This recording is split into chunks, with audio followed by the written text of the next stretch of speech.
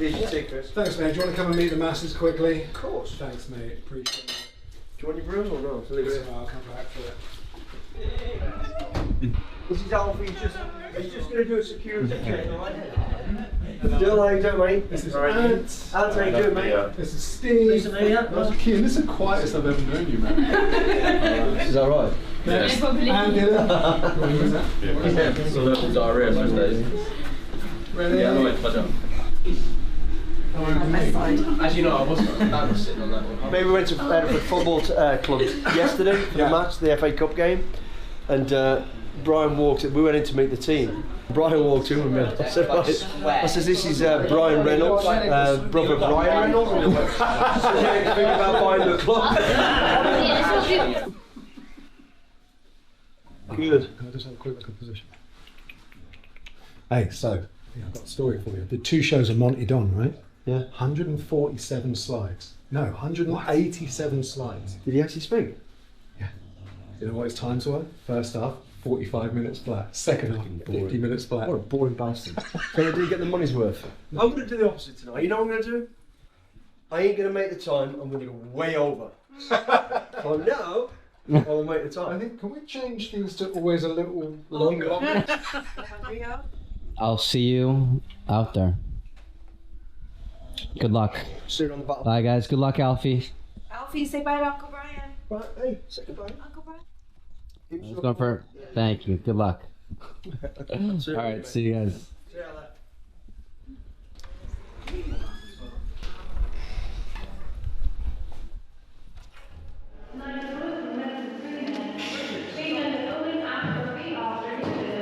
Thank you very much and enjoy the show. Thank you.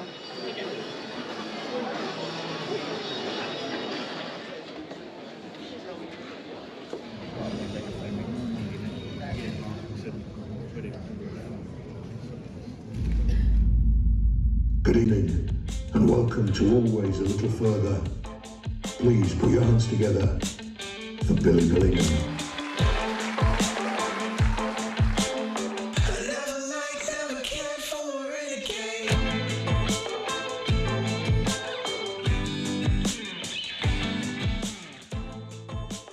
Safe to say he has a story or two, and now he's sharing, not all of them I imagine, but some of them on the road with this tour, always a little bit further. DS, Billy Billingham. What a life it is. I mean, the journey itself.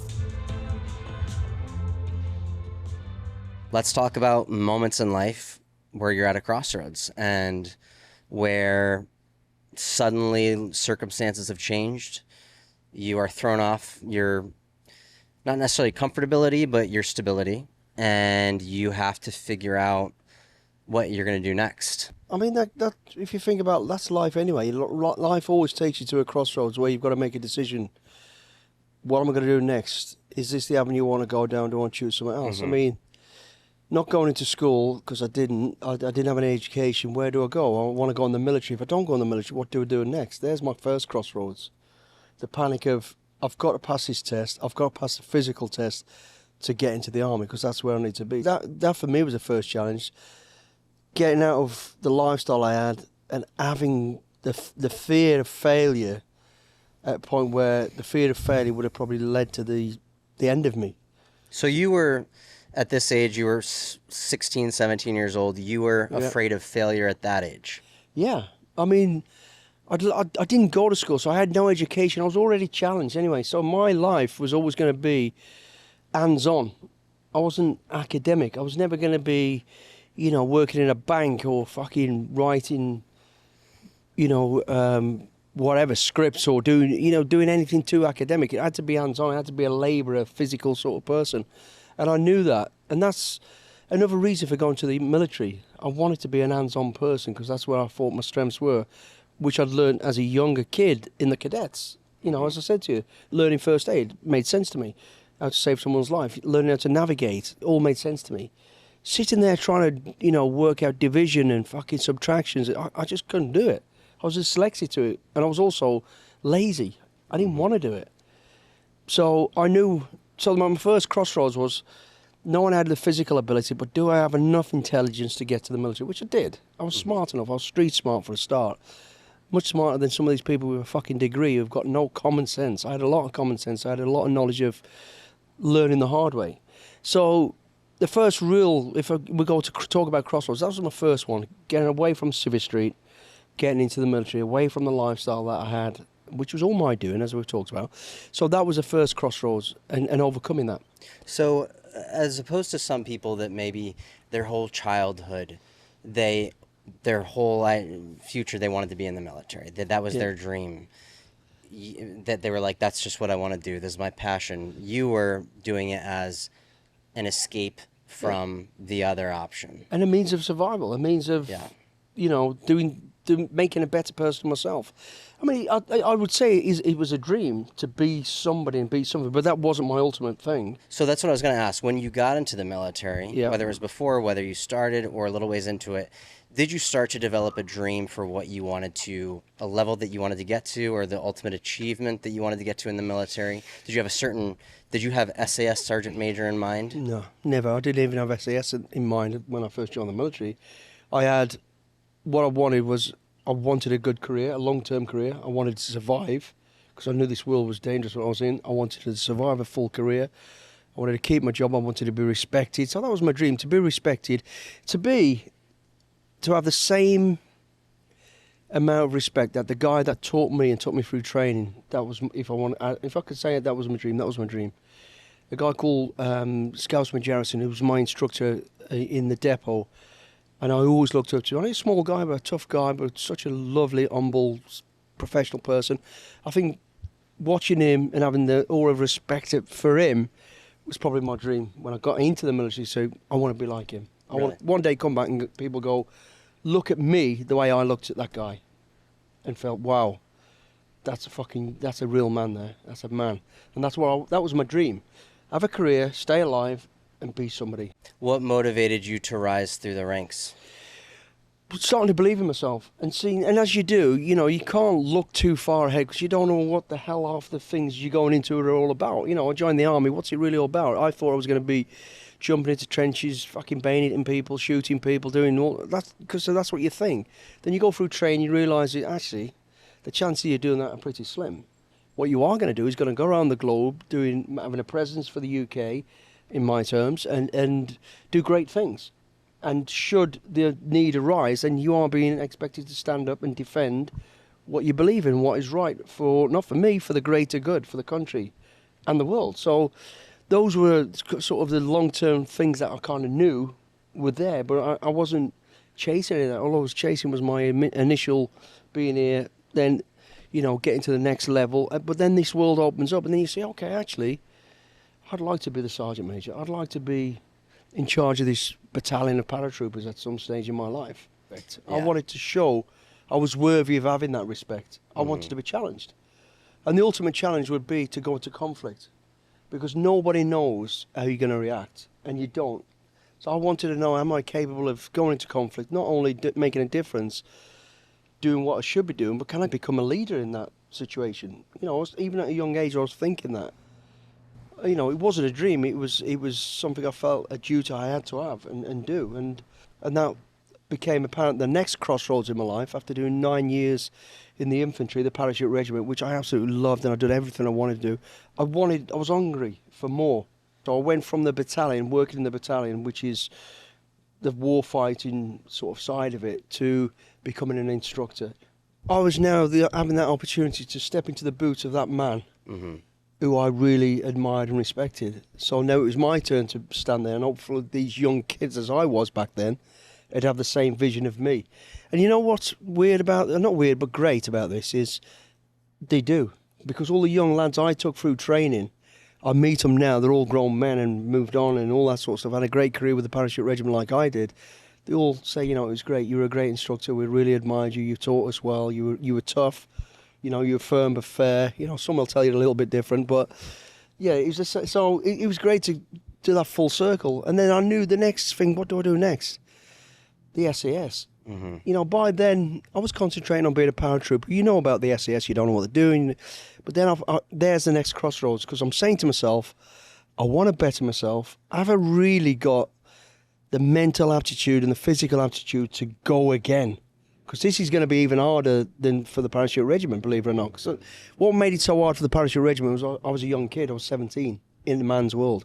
Now I'm a man. I've matured a bit, so I'm a little bit able to absorb and not get freaked out by certain things, if you know what I mean. You know, Yeah. experience is what I'm saying. Can we pause here though? Because Yeah. before you carry on to the SS, I want to know the emotions you were feeling at that crossroads. Like, so Fear. Again, fear is Yeah. the same thing again. Fear of failure. This time more so than ever. So, but you had already achieved something in the parachute regiment. But- So you would think that you have confidence to go to the next level. You've got confidence, but every person will tell you, it's called the duck syndrome, right? Mm-hmm. You know what a duck is? It goes across the water nice and smooth. If you ever video a duck from below the water, its legs are kicking like fuck to make it look smooth. That's actually what's going on inside your head. So on the outside, I'm appearing all calm, but inside I'm thinking, fucking hell, am I doing the right thing? I could make a fool of myself. I could fail easy, or my whole reputation could go out the window. So it was harder at this stage because I've got 9 years under my belt. I've been an instructor for 2 years. People are, and it's a massive thing, personally, and only personally, I would say, to fail. Because I've put everything I've had on the line. It's like a gamble, a bet. I've won all this money. I could walk away and go, I've got a lot of money. I've had a good time. I've had a great career. I could stay with it and ride it out and walk away. I didn't want to. I wanted to better myself. And I knew to better myself, there's going to be a stake. There's going to be a possibility I might not do it. Mm-hmm. And I did not want to fail. You know, bearing in almost school time, coming through school, failed. Joined the parachute regiment, pass. First time I'd ever pass. And it's a great thing. I never want to ever let that go again. Do I now want to, at this great time in my career, go forward to another level and then go back to fail? And then everything behind me feels like it's undone. Of course it isn't, but that's how you feel. And that's how everyone that goes on selection, their biggest fear is failing too early. Or failing, but failing too early. And it can happen to anybody. There's a massive element of luck. It could be an injury, but people come away and they're absolutely distraught. More so, because they worry about, you worry about what your comrades think, what your mates feel. You really do, and Those I are the did. people that you want to impress. Yeah. Yeah. You want it so much for you, but you do. You want them to believe in you. Because people, certain people go on SAS selection, and the guys in the battalion go, oh, Billy's gone on selection. And most people I'd like to say, yeah, Billy will do well. We expect Billy to do well. Or there'll be people go, fucking Billy's gone on selection. You'll always get that. Yeah. It's like in any job, any environment. But it's really powerful in the parachute regiment when you step over that plate, because you are in the one of the most unique fucking professional units in the world. The parachute regiment, they are phenomenal, best fighting soldiers in the UK without a shadow of a doubt. Now to go forward and put yourself out to do something, a different level, different type of work, and fail, it's. Because there's got to be a level of It feels like there's no coming back from it, but it's not quite true. Just the fact that you went on it, you had a lot of courage, a lot of balls to do that, and there is a massive element. Look, a lot of great soldiers, better than I am, failed it because of injury or whatever reason, But it's that stigma, I think the word, of failing, and that was the real crossroads for me. I think that's the biggest challenge. I feel like when you're trying to do something it's the catch-22 of. The fear of failure is the embarrassment of how other people view you for failing. But like you said, that's what successful people use as steps to get to where they need to get to. Yeah. Well, it drives you. Yeah. Not to fail. And that it certainly did that for me. It was that, going back to the day, my dad saying to me, I don't think you'll make it, was a kick up the arse. At the time I thought, because he didn't believe in me, he knew. If something stuck in my mind to make me work hard and do this, it would be that. Wow. Not letting my dad down. So there was that. Then there was this thing of failing to become an SAS guy, not a paratrooper anymore. Although I'm already a paratrooper, it's a great achievement, and absolutely it is. Now to go again, it was, the fear factor is fucking tremendous. You're like, fucking hell, I've got to live with this if I fail. What are people going to think about me? And you do, and everyone says, I don't care what people think. We do. Do you think that's why a lot of people in the military, did you see a lot of people that you thought would achieve higher ranks became a little bit stagnant at the level that they were, maybe because of that? Did you ever see people be like, oh, I thought they'd get higher than that? Yeah. That happens all the time, yeah. You look at people and think, especially in your early days, you look at people, you look up to them, respect them, and think they're going to go all the way. Then all of a sudden, it's a ceiling, and that's it. But a lot of people are happy with that. Some people go, you know what, I'm done, I'm fine. It's okay. And I think when I went to the regiment, that's how I was. I was happy to be in the SAS now. I don't care about becoming a team leader or the SQMS or the Sergeant Major. I wasn't bothered by that. I'm in the greatest place. This is good enough for me. But then I was being nominated and pushed forward for that. And then all of a sudden you go, okay, I'll embrace it. And it was great. It was the right way to go. But I wasn't chasing anything then. I'd got my goal. I got my dream, if you like. Mm-hmm. I'm now in the SAS. I'm in the Special Forces, the 1%ers of the world. I'm like, this is it. But then to go a bit further. And then the next crossroads, sorry, I'll jump just and then go back to it. The next big crossroads was that coming to an end. Now I've got to fucking leave the military, which I've known for 27 plus years, and go into civilian life. That was a crossroads as well. Well, how did that time come? How old were you, and what was going on in your career at this time where you made the decision to move on? So I'd finished with what they call the Sabre Squadrons as a Sergeant Major. The Sabre Squadrons, the ones at the spearhead, they're the ones that counter-terrorists, doing all the sort of protection, security of the nation, all the the jobs that you read about, jumping through windows, blowing down doors, all that sort of stuff. So that's the Sabre Squadrons. They're doing the active stuff. Then after doing that and reaching the pinnacle of being the Sergeant Major, then that comes that choice. What do I do now? Do I try to get a commission and become an officer, which I never wanted to do, and I didn't? Or do I take a sort of, what would you call it, a sort of secondary role job that supports the regiment somewhere else? And I had the opportunity, was offered the job to go to Brunei as a 001, as a RSM rank, 001, at it's called the training team Brunei, the Jungle School Brunei, where I did my jungle training for the SAS. To go out there as a Sergeant Major and run that. And I love the jungle. My career started in the jungle. So for me, it couldn't have been a better, offer of a job. So that's what I decided to do. I went out to Brunei, did a couple of years out there as a Sergeant Major, ran the school, loved it. Then I got offered a job back in London, which I thought, now I'm really at the time, I'm ready to come out. Offered a job as a Sergeant Major down as a supporting Sergeant Major to the regiment, supporting what was called the Honourable Artillery Company, which is they're part-time people from the City of London, mainly public school by rich people who want to play at soldiers, but they're actually quite good and they've done some great things and they've supported us on operations.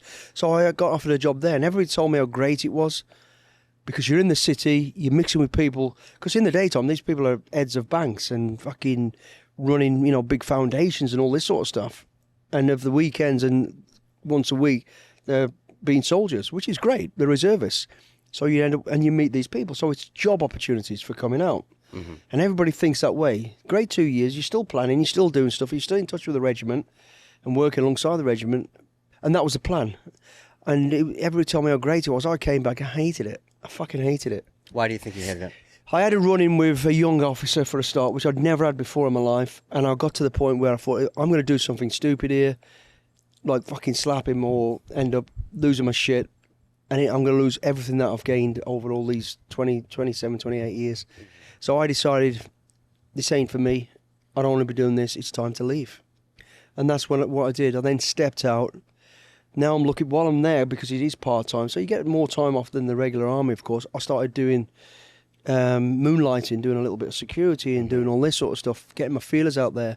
And what I was doing was bodyguarding, which I had a lot of experience from anyway, from being in the regiment.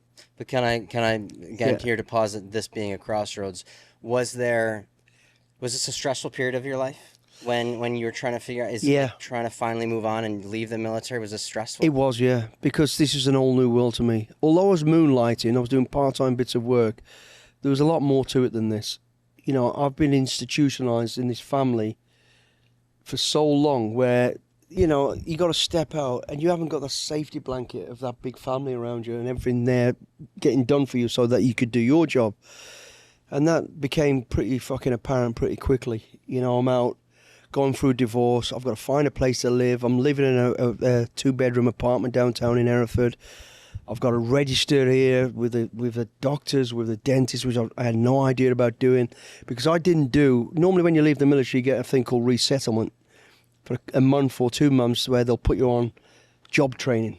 So you go out, and they pay for you to do that. So you can go and learn how to be a photographer. You can go and learn how to be whatever you want to be. You know, you put the job proposal forward to them, and they find an avenue and send you off. I didn't do that.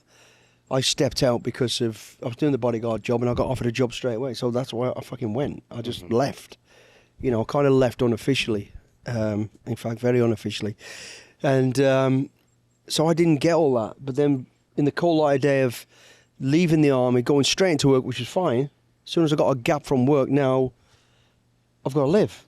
I've got to sort this apartment out where I'm living. I've got to register. I've got to do this. I didn't even know about registry, you know, going to the doctors or the dentist. You were living such a structured life. Yeah. On top of all that, finding my feet, sorting my life out, I've literally gone fucking 180 of the life I've lived. I've gone from, you know, being under the radar, not being known who we are because you have to. You're not on the electoral roll in the UK, which means you can't vote. No one knows where you live, all that sort of stuff. To being on the front of a magazine or every magazine on TV, people asking who you are, cameras in your face. It was fucking petrifying. And it took me a long, long while to settle down and embrace it. You know, even when I thought I was embracing it, I was still only putting one foot in the water and thinking, oh, is this okay to do this? Am I okay to do that? Do I need to avoid this? It took a long time. So I was trying to get my head around the job and accepting, I'm out the army now. This is it. This is what I've become.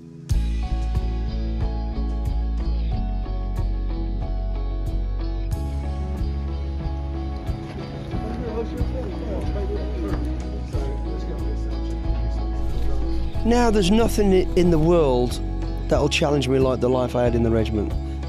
And I accept that. For me, you have to pass the baton back, and you have to the younger generation coming through. I'll stay for a while and give the knowledge and the experience, and I'll always be on call to do that, as most of us would be. But you're not in the role of the physical role of being with the spearhead and getting in there. And that's hard when you have to start to think, maybe it's time I moved on. But you've got an opportunity now to put your feet in the water and find your destiny or a new direction.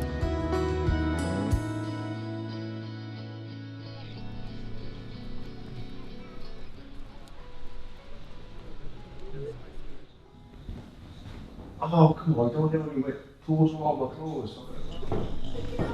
It's getting all excited. Yeah, me too. You okay, Alf? Check out the furniture, mate. Yeah, is that comfortable? Is that? Yeah, you're all right. You want a pillow? Alf, you want a pillow? London? London. Bad food, shit weather. Mary fucking Poppins, London.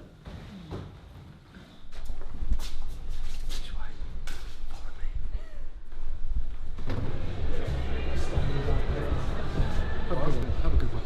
I'll see you in a bit.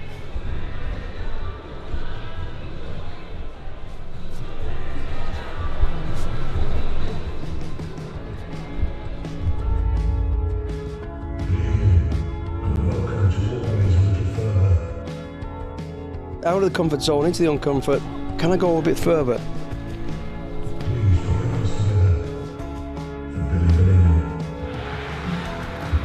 Then you realise there's other avenues, there's other challenges, there's things bigger than what you've started.